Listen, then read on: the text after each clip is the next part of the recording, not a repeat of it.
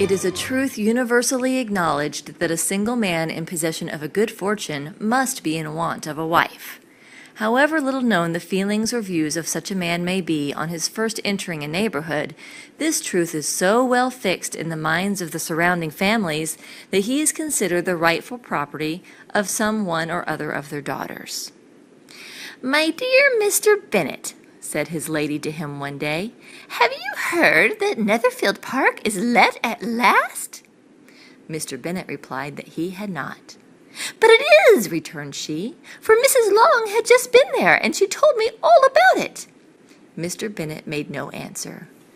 "Do you not want to know who has taken it?" cried his wife impatiently. "You want to tell me, and I have no objection to hearing it." This was invitation enough. "Why, my dear, you must know Mrs. Long says that Netherfield is taken by a young man of large fortune from the north of England, that he came down on Monday in a chaise and four to see the place, and was so delighted with it that he agreed with Mr. Morse immediately that he is to take possession before Michaelmas, and some of his servants are to be in the house by the end of next week." "What is his name?" "Bingley." "Is he married or single?" "Oh, single, my dear, to be sure. A single man of large fortune, 4,000 and 5,000 a year. What a fine thing for our girls!" "How so? How can it affect them?" "My dear Mr. Bennet," replied his wife, "how can you be so tiresome? You must know that I am thinking of his marrying one of them." "Is that his design in settling here?" "Design? Nonsense! How can you talk so? But it is very likely that he may fall in love with one of them, and therefore you must visit him as soon as he comes." "I see no occasion for that. You and the girls may go, or you may send them by themselves, which perhaps will be still better.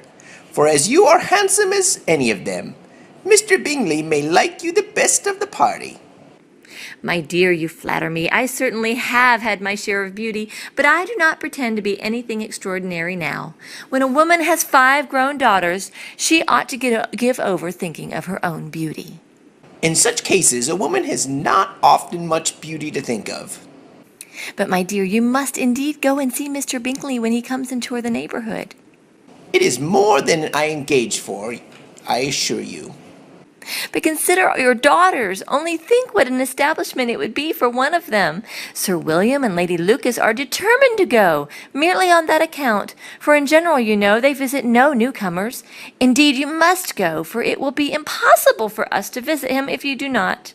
"You are over-scrupulous, surely.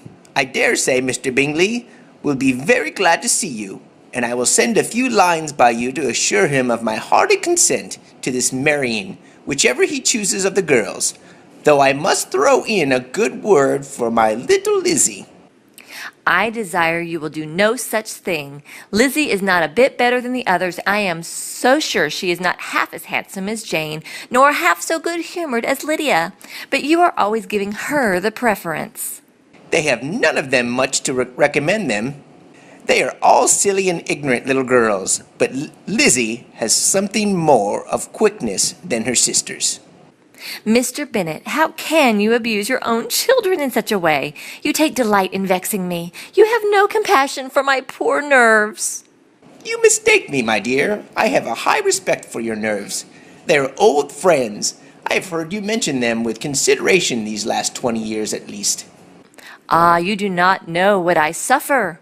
"But I hope you will get over it, and live to see many young men of 4,000 a year come into the neighborhood." "It will be no use to us if 20 such should come, since you will not visit them." "Depend upon it, my dear, that when there are 20, I will visit them all." Mr. Bennet was so odd a mixture of quick parts, sarcastic humor, reserve, and caprice that the experience of 23 years had been insufficient to make his wife understand his character. Her mind was less difficult to develop. She was a woman of mean understanding, little information, and uncertain temper. When she was discontented, she fancied herself nervous. The business of her life was to get her daughters married. Its solace was visiting and news.